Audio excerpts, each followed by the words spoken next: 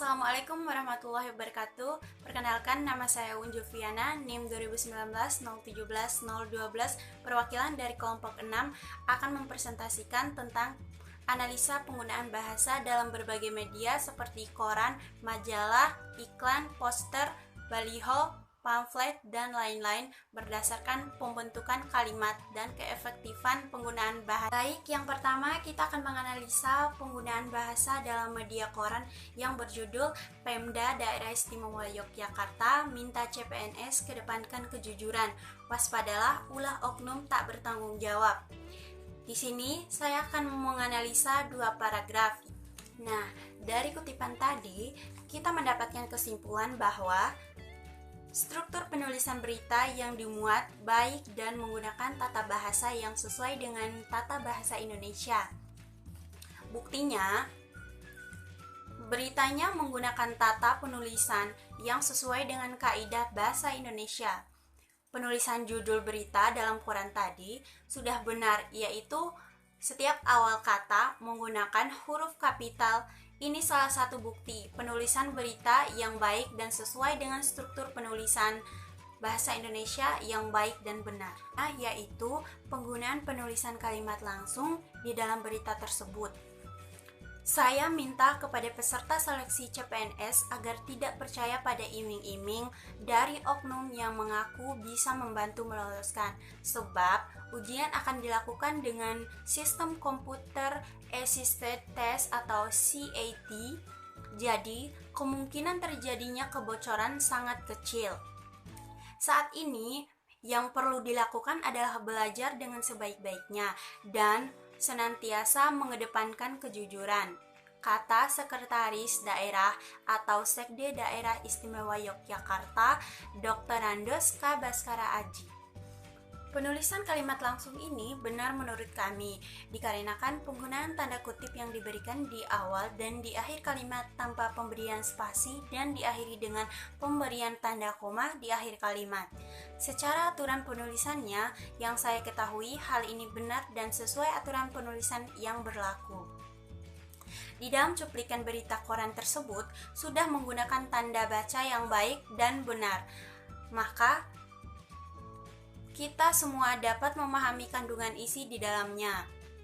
Contoh tanda baca yang digunakan yaitu koma, tanda titik, tanda kurung, dan tanda penghubung, dan lain-lain. Namun di dalam berita teks koran tersebut ada kesalahan penulisan nama. Di sini tertulis Dr. Andos K. Baskara Aji. Berhubung dengan materi yang kita pelajari minggu lalu, untuk penulisan gelar disertai dengan tanda titik. Jadi penulisannya Dr. Andos titik K titik Baskara Aji. Saya Nyoman Sarini, NIM 2019-017-008. Kemudian teks bacaan ini menggunakan kalimat tidak efektif.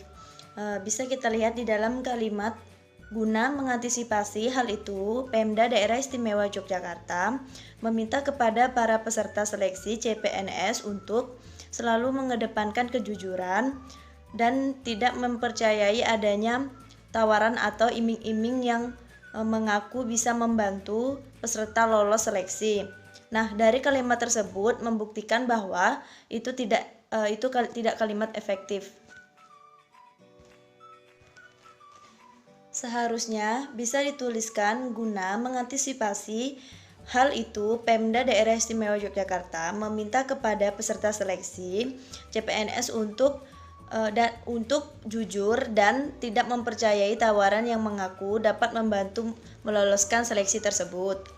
Nah, itu tadi merupakan analisa dari bacaan menggunakan media koran. Oke, selanjutnya saya akan menganalisis bacaan menggunakan media pamflet. Nah, teman-teman bisa lihat sendiri di dalam pamflet tersebut terdapat tulisan golput bukanlah solusi. Ayo memilih. Pemilu DPRD, DPR dan DPRD 9 April 2014. Di dalam pamflet ini menggunakan kata-kata yang mudah dimengerti dan menggunakan kalimat yang efektif. Pamflet ini sudah sesuai dengan ciri-ciri pamflet, yaitu menggunakan bahasa yang singkat, jelas, dan persuasif. ditulis dengan jelas atau ini huruf cetak supaya mudah terbaca. Nah, pamflet ini sangat simpel dan menarik. Jadi pembaca dapat memahami apa sih pamflet tersebut. Nah, sekarang saya akan menganalisis sebuah iklan produk sabun Novo. Dapat kita lihat di sini tertera tulisan ciptakan hari-hari anti kuman, penuhi hak hidup sehat dan tumbuh kembang anak. Dan di samping kanan ini kalian bisa lihat di samping kanan ada berbagai jenis varian sabun Nuvo. Sedangkan di sebelah kiri ada gambar Kak Seto sebagai salah satu pemerhati anak atau dapat kita katakan sebagai selebritis yang akan mendongkrak iklan ini lebih terkenal. Maka dari itu dapat kami analisa bahwa iklan tersebut sudah menggunakan bahasa atau kata-kata yang mudah dimengerti dan mudah diingat, dituliskan dengan bahasa yang sopan dan bertujuan untuk mengajak pembaca untuk menggunakan produk sabun Nuvo tersebut. Kemudian mengenai iklan sabun Nuvo, bahasanya sudah efektif karena iklan tersebut dapat dicerna dan dipahami dengan baik oleh masyarakat serta mengandung informasi yang akurat. Namun di dalam iklan tersebut tidak terdapat kalimat persuasif. Lebih baik di dalam iklan tersebut menggunakan kalimat ajakan agar pembaca membeli produk tersebut. Namun di dalam iklan produk Nuvo ini hanya memberikan slogan, yaitu penuhi anak. Apabila ada imbauan ajakan di slogan tersebut, pembeli akan lebih mudah memahami isi iklan tersebut.